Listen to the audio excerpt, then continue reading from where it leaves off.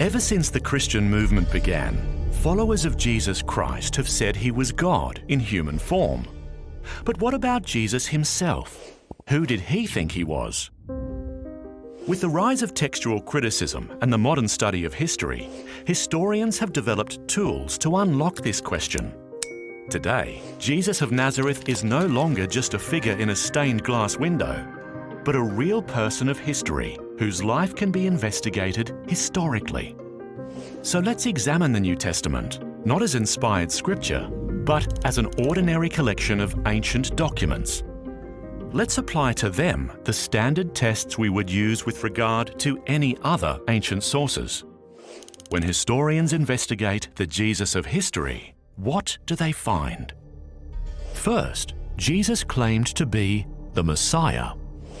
The Jews of Jesus' day were waiting for a promised Messiah, a descendant of King David, a warrior king who would bring military victory and spiritual renewal to Israel. They were familiar with the prophet Zechariah's ancient words. "Shout aloud, O daughter of Jerusalem, behold, your king is coming to you. Righteous and having salvation is he, humble and mounted on a donkey." Jesus' triumphal entry into Jerusalem on the back of a donkey, the final week of his life, is attested in independent sources, one of the most important criteria for the historicity of an event. In doing this, Jesus was deliberately and provocatively claiming that he was the promised Messiah, the King of Israel. Moreover, the plaque nailed to Jesus' cross stated the charge against him, in mockery of his messianic claims. The fact that later Christians did not use this derisive title for Jesus underscores its authenticity. For first-century Jews, the word Messiah was packed full of meaning. By assuming this title, Jesus was claiming all of this for himself. Jesus also claimed to be the Son of God. Jesus' consciousness of being God's Son in a unique sense comes to expression in his parable of the vineyard. This parable matches Jesus' teaching style and employs Jewish motifs typical of his day, such as Israel as a vineyard, God as a father, the religious leaders of that time as tenants, and God's prophets as servants sent to the tenants. Once there was a man who planted a vineyard. Before leaving the country, he leased it to tenants. At harvest time, he sent a servant to collect his share of the fruit of the vineyard, but the tenants beat him and sent him away empty-handed. So, the owner sent more servants, but these too were beaten or killed. Finally, he sent his one and only son, saying, "Surely they'll respect my son." But those tenants said to one another, "This is the heir. Let's kill him, and the vineyard will be ours." So, they killed the owner's son.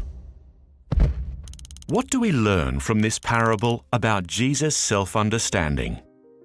He thought of himself as the only Son of God, God's final messenger, distinct from all the prophets and even the heir of Israel itself.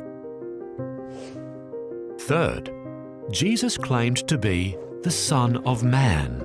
This was Jesus' favourite self-designation, being used some 80 times in the Gospels.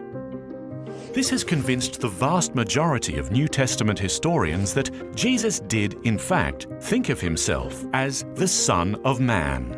Notice, not just a Son of Man, but the Son of Man. Jesus was directing our attention to a vision described by the prophet Daniel. "I saw in the night visions, and behold, with the clouds of heaven, there came one like a son of man. And he came to the Ancient of Days and was presented before him. And to him was given dominion and glory and a kingdom, that all peoples, nations, and languages should serve him." At Jesus' trial, the Jewish high priest accused Jesus. "Are you the Messiah, the Son of God?" His answer left no room for doubt. "I am." and you will see the Son of Man seated at the right hand of power and coming with the clouds of heaven."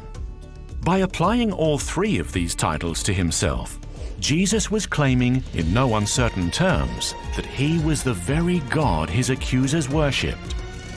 It's no surprise the Jewish court charged him with blasphemy and condemned him to death.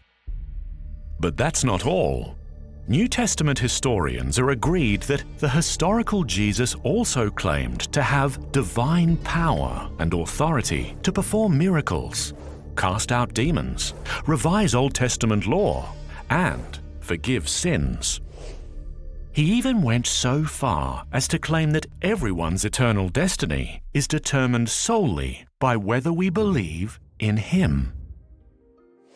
Jesus' self-understanding cannot be reduced to that of a Jewish teacher or a charismatic leader. No.